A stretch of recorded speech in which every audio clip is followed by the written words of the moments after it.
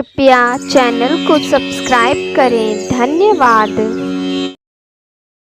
धनतेरस का त्योहार प्रत्येक वर्ष कार्तिक मास के कृष्ण पक्ष के त्रयोदशी तिथि को मनाया जाता है। इस दिन विशेष रूप से घरों में मां लक्ष्मी, भगवान कुबेर और भगवान धन्वंतरी की पूजा की जाती है। माता लक्ष्मी को डोट, धन प्रदायिनी, भगवान कुबेर को धनरक्षक और भगवान धन्वंतरी को इस धन, सुख, संपदा और वैभव का भोग करने के लिए आपको सुख, शांति और अच्छा स्वास्थ्य प्रदान करने वाले माने जाते हैं।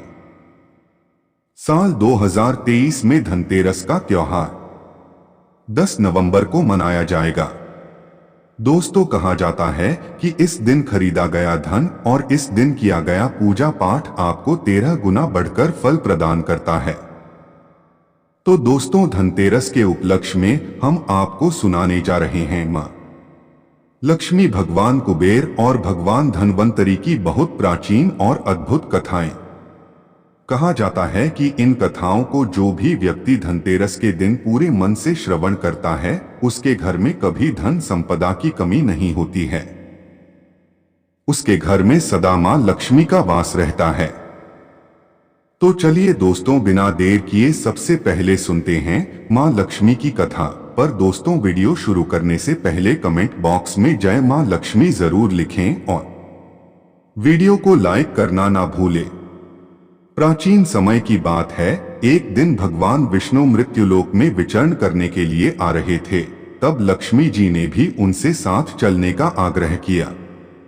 लक्ष्मी जी की आग्रह पर विष्णु जी ने कहा कि प्रिय लक्ष्मी, यदि मैं जो भी बात कहूं और तुम अगर वैसा ही मानो तो मैं आपको अपने साथ मृत्युलोक ले जा सकता हूं। तब लक्ष्मी जी उनकी बात मान गई और कहा, ठीक है स्वामी, आपको कहेंगे मैं वैसा ही करूंगी, और भगवान विष्णु के साथ भूमंडल पर आ गई। कुछ देर बाद एक जगह पर पहुंचकर भगवान विष्णु ने लक्ष्मी जी से कहा कि जब तक मैं न आऊं तुम यहीं पर ठहरो और कहीं जाना नहीं। मैं दक्षिण दिशा की ओर जा रहा हूं, तुम उधर मत आना। विष्णु जी के जाने पर लक्ष्मी के मन में कौतूहल जागा कि आखिर दक्षिण दिशा में ऐसा क्या रहस्य है जो मुझे मना किया गया है, और भगवान स्वयं चले गए। लक्ष्मी जी से रहा न गया और जैसे ही भगवान आगे बढ़े, लक्ष्मी भी पीछे पीछे चल पड़ी। कुछ ही दूर आगे जाने पर उन्हें सरसों का एक खेत दिखाई दिया जिसमें खूब फूल लगे थे। सरसों की शोभा देखकर वह मंत्रमुग्ध हो गईं और फूल तोड़कर अपना श्रृंगार करने के बाद आगे बढ़ गई। आगे जाने पर एक गन्ने के खेत से लक्ष्मी जी गन्ने तोड़कर रस चूसने लगी। उसी क्षण विष्णु जी आए और यह देख लक्ष्मी जी पर नाराज होकर उन्हें श्राप दे दिया कि मैंने तुम्हें इधर आने को मना किया था, पर तुम न मानी और किसान की चोरी का अपराध कर बैठी। अब तुम इस अपराध के जुर्म में इस किसान की 12 वर्ष तक सेवा करो। ऐसा कहकर भगवान उन्हें छोड़कर क्षीर सागर चले गए। इसी प्रकार से लक्ष्मी जी उस गरीब किसान के घर रहने लगी। एक दिन लक्ष्मी जी ने उस किसान की पत्नी से कहा कि तुम स्नान करके पहले मेरी बनाई गई इस देवी लक्ष्मी का पूजन करो, फिर रसोई बनाना। इससे तुम जो मांगोगी वो तुमको मिल जाएगा। किसान की पत्नी ने ऐसा ही किया। पूजा के प्रभाव और लक्ष्मी की कृपा से किसान का घर दूसरे ही दिन से अन्न, धन, रत्न, स्वर्ण आदि से भर गया। लक्ष्मी ने किसान को धन धान्य से पूर्ण कर दिया। किसान के 12 वर्ष बड़े आनंद से कट गए। फिर 12 वर्ष के बाद लक्ष्मी जी जाने के लिए तैयार हुई। विष्णु जी लक्ष्मी जी को लेने आए तो किसान ने उन्हें भेजने से इनकार कर दिया। भगवान ने किसान से कहा कि इन्हें कौन जाने देता है, यह तो चंचला हैं, कहीं नहीं ठहरती। इनको बड़े बड़े धनवान नहीं रोक सके। इनको मेरा शाप था, इसलिए 12 वर्ष से तुम्हारी सेवा कर रही थी। तुम्हारी 12 वर्ष सेवा का समय पूरा हो चुका है और अब लक्ष्मी जी का मेरे साथ जाने का समय आ गया है। किसान हठपूर्वक बोला कि नहीं, अब मैं लक्ष्मी जी को नहीं जाने दूंगा। तब लक्ष्मी जी ने कहा कि हे किसान, तुम मुझे रोकना चाहते हो तो जो मैं कहूं वैसा करो। कल तेरस है, तुम कल घर को डोट लीप पोत कर स्वच्छ करना, रात्रि में घी का दीपक जलाकर रखना और सायंकाल मेरा पूजन करना और एक तांबे के कलश में रुपए भरकर मेरे नाम से रख देना। मैं उस कलश में निवास करूंगी, किंतु पूजा के समय मैं तुम्हें दिखाई नहीं दूंगी। और इस तरह एक दिन की पूजा से वर्ष भर मैं तुम्हारे घर से नहीं जाऊंगी। यह कहकर वह दीपकों के प्रकाश के साथ 10 दिशाओं में फैल गईं। अगले दिन किसान ने लक्ष्मी जी की कथानुसार तेरस का पूजन किया और उसका घर धनधान्य से फिर से पूर्ण हो गया। इसी वजह से हर वर्ष तेरस के दिन लक्ष्मी जी की पूजा होने लगी। पहले कथा समाप्त हुई। बोलिए दोस्तों, जय मां लक्ष्मी, जय श्री हरि विष्णु। अब चलिए सुनते हैं भगवान धन्वंतरी की कथा। गरुड़ पुराण में भगवान धन्वंतरी के जन्म की कथा का वर्णन प्राप्त होता है। कहा जाता है कि भगवान धन्वंतरी आयुर्वेद के आदि प्रवर्तक व स्वास्थ्य के अधिष्ठाता देवता होने से विश्व वंद्य हैं। सनातन धर्म के अनुसार भगवान विष्णु ने जगत त्राण हेतु 24 अवतार धारण किए हैं, जिनमें भगवान धन्वंतरी 12वें अंशावतार हैं। अर्थात भगवान धन्वंतरी साक्षात विष्णु अर्थात श्री हरि के रूप हैं। इनके प्रादुर्भाव का रोचक वृतांत पुराणों में मिलता है। तदनुसार प्राचीन समय की बात है, अवसर पाकर असुरों ने देवताओं को सताना प्रारंभ कर दिया। दुखी देवगण अपने राजा इंद्र के सम्मुख उपस्थित हुए और अपनी व्यथा कही। जब इंद्र को इसका कोई उपाय न सूझा तो वह प्रमुख देवताओं के साथ भगवान ब्रह्मा की शरण में पहुंचे और उनसे इस परेशानी को दूर करने का निवेदन किया।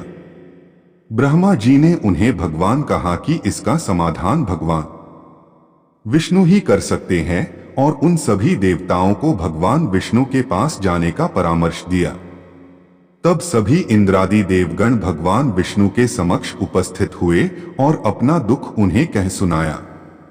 भगवान विष्णु देवताओं का दुख सुनकर द्रवित होकर और भगवान विष्णु ने असुरों के शमन और देवगणों के अमरत्व के लिए विचार विमर्श किया।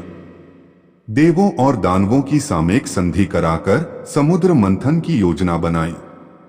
एक दर्थ मंदराचल पर्वत को मंथन दंड, हरि रूप कूर्म को दंड आधार तथा वासुकी नागराज को रस्सी तथा समुद्र को नवनीत पात्र बनाया। देवों और दानवों ने मिलकर समुद्र का मंथन किया, जिसके फलस्वरूप निम्र 14 रत्न निकले। लक्ष्मी, कौस्तुभ मणि, कल्प वृक्ष, मदिरा, अमृत कलश धारी भगवान धन्वंतरी, अप्सरा, उच्चैश्रवा नामक घोड़ा, विष्णु का धनुष, पांचजन्य शंख, विष, कामधेनु गाय, चंद्रमा व ऐरावत हाथी। समुद्र मंथन से सर्वप्रथम हलाहल विष की प्राप्ति हुई। विष की प्रचंडता से त्रस्त देवताओं की प्रार्थना पर शंकर भगवान ने उसको अपने कंठ में धारण किया। उसके पश्चात कामधेनु गाय की प्राप्त हुई, जिसे ऋषियों को अर्पण कर दिया गया। फिर उच्चैश्रवा घोड़ा मिला, जिसे दैत्यराज बाली को सौंप दिया गया। इसके बाद प्रसिद्ध गजराज ऐरावत प्राप्त हुआ, जो इंद्र को दे दिया गया। कौस्तुभ मणि विष्णु भगवान को और कल्प वृक्ष देवताओं को समर्पित किया गया। अप्सरा भी देवताओं को प्राप्त हुई। तत्पश्चात लक्ष्मी जी निकली, जिन्हें प्रजा पालन परायण भगवान विष्णु का आश्रय प्राप्त हुआ। फिर वारुणी मदिरा निकली, जिसे असुरों को सौंप दिया गया। अभी समुद्र मंथन हो ही रहा था, अभीष्ट वस्तु अमृत की प्राप्ति नहीं हुई थी। अमृत प्राप्ति का श्रेय भगवान धन्वंतरी के भाग्य में था।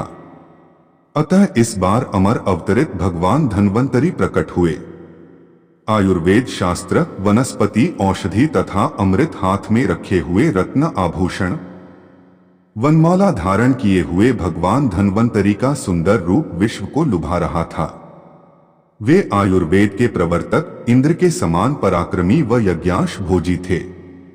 अमृत का कलश भगवान धन्वंतरी के हाथों में देखते ही देव और दानव बड़े ही प्रसन्न हुए। चालाक राक्षसों ने अमृत कलश को झपट कर छीन लिया। तब भगवान श्री हरि विष्णु ने विश्व मोहिनी माया का स्वरूप धारण कर राक्षसों को मोहित करके मदिरा में ही आसक्त रखा और प्रजापालक देवताओं को अमृत का पान कराया, जिससे वे अतुल शक्ति संपन्न व अमर होकर राक्षसों से सफल युद्ध कर विजयी बने। इसके बाद अन्य 4 रत्न समुद्र में से और प्राप्त हुए। तदनुसार ऋषियों के पूछने पर विष्णु जी ने कहा कि पृथ्वी एवं स्वर्ग में रोगों के कारण दुखी मानवों व देवों की दशा से आर्त होकर महायोगी नारद भगवान विष्णु के पास गए और अनेक व्याधियों से ग्रस्त प्राणियों के निरोग होने का उपाय पूछा। तब भगवान ने कहा कि मैं धन्वंतरी का अवतार ग्रहण कर तथा इंद्र से आयुर्वेद को प्राप्त करके सब लोगों को स्वस्थ बना दूंगा। साथ ही भगवान बोले कि मैं कार्तिक कृष्ण त्रयोदशी वीरवार हस्त नक्षत्र के शुभ दिन धन्वंतरी देव के रूप में अवतार लेकर आयुर्वेद का उद्धार करूंगा। नारद जी ने भगवान धन्वंतरी की पूजा विधि, उसका फल, नियम व समय तथा पूर्व में किसने किया आदि प्रश्न पूछे। तब भगवान ने कहा कि कार्तिक कृष्ण त्रयोदशी के दिन मैं प्रकट हुआ हूं, अत यह दिन धनतेरस के नाम से विख्यात होगा। विधिवत पूजन अक्षय फलप्रद होता है। दूसरी कथा समाप्त हुई। बोलिए मित्रों, श्रीमन नारायण नारायण हरि हरि, श्रीमन नारायण नारायण हरि हरि। चलिए आप सुनते हैं भगवान कुबेर की कथा। भगवान कुबेर पूर्वजन्म में एक गुणनिधि नाम के गरीब ब्राह्मण थे। बचपन में उन्होंने अपने पिता से धर्मशास्त्र की शिक्षा ली, लेकिन गलत संगत में आने के कारण उन्हें जुआ खेलने और चोरी की लत लग गई। गुणनिधि की इन हरकतों से परेशान होकर उनके पिता ने उन्हें घर से बाहर निकाल दिया। घर से निकाले जाने के बाद उनकी हालत दयनीय हो गई और वह लोगों के घर जाकर भोजन मांगने लगे।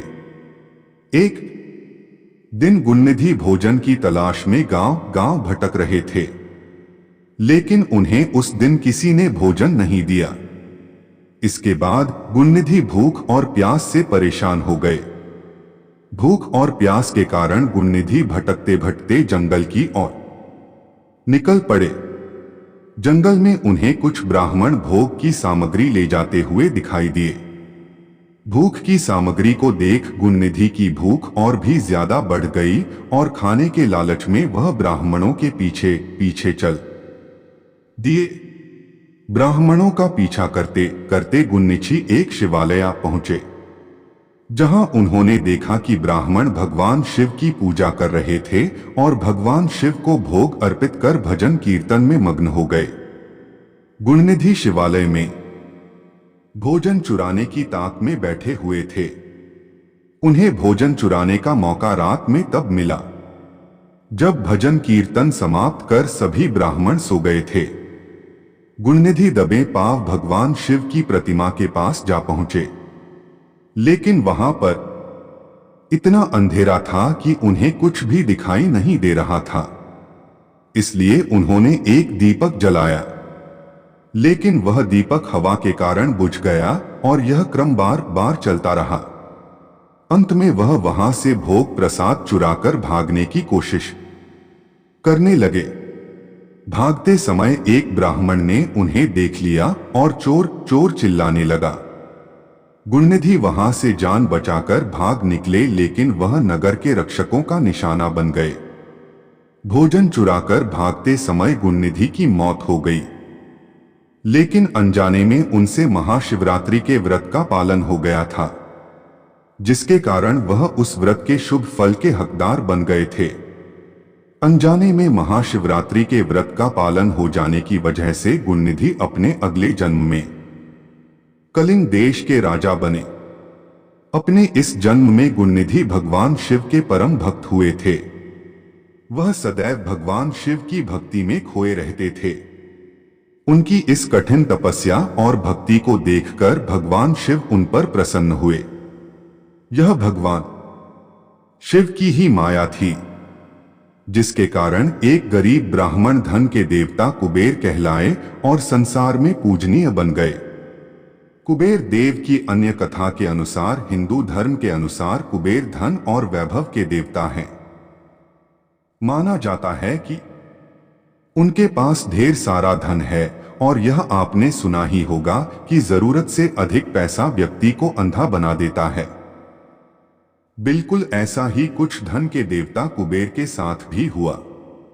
उन्हें लगने लगा कि तीनों लोकों में सबसे ज्यादा धन उन्हीं के पास है और उन्हें इस बात पर घमंड होने लगा। एक दिन अपने धन का दिखावा करने के लिए धन के देवता कुबेर ने महाभोज का आयोजन किया। इस महाभोज में उन्होंने सभी देवतागण को डोट बुलाया। कार्यक्रम का न्योता लेकर वो कैलाश पर्वत पर भगवान शिव के पास भी गए और उन्हें विशेष अतिथि के रूप में आने का न्योता दिया। भगवान शिव ने एक बार में कुबेर के घमंड को भांप लिया और फिर सोचा कि इसे सही पाठ पढ़ाना जरूरी है।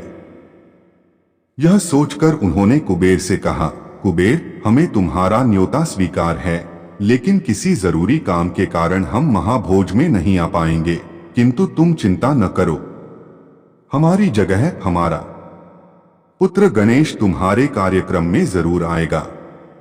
भगवान शिव की बात सुनकर कुबेर खुशी खुशी वहां से चले गए। महाभोज का दिन आ गया। सभी देवतागण कुबेर के घर पधारने लगे। भगवान श्री गणेश भी समय से कार्यक्रम में पहुंच गए। जैसे ही भोजन शुरू हुआ, भगवान गणेश ने सारा भोजन खत्म कर दिया। जब कुबेर ने बाकी मेहमानों के लिए फिर से भोजन बनवाया तो गणपति ने फिर से सारा भोजन खा लिया।